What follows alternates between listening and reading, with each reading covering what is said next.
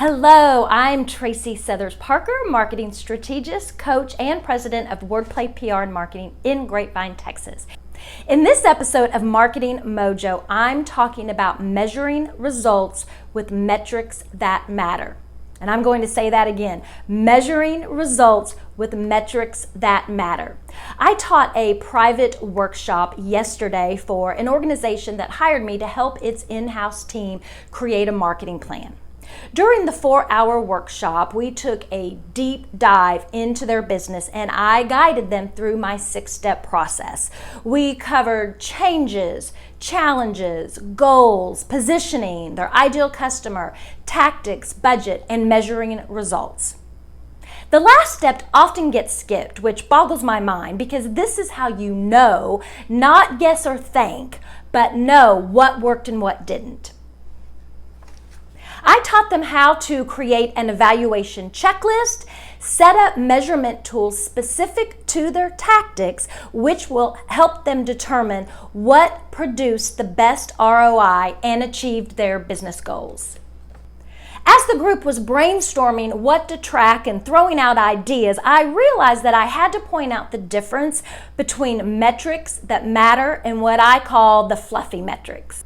For example, tracking how many people liked your social media posts versus tracking how many people clicked on the link to download your free resource and get on your email list. Or another example is tracking how many people visited your website versus how many people made an online purchase from your website.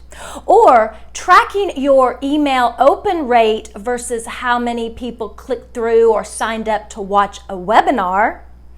And tracking event RSVPs, how many people said they were going to show up versus how many people actually did. The key to marketing that moves the needle is to make sure that every marketing tactic has a strong call to action associated with it. You've got to tell people exactly what you want them to do. Call, sign up, join, register, buy.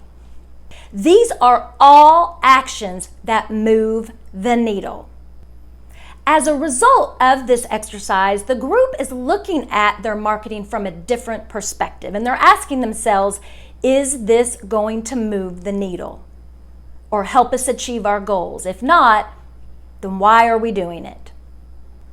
And these are questions that all of us need to ask every now and then about our marketing, just to make sure that we're not getting in a rut or to make sure that we're doing things just because we've always done them, but really take a hard look and say, is this moving the needle or is this just fluff?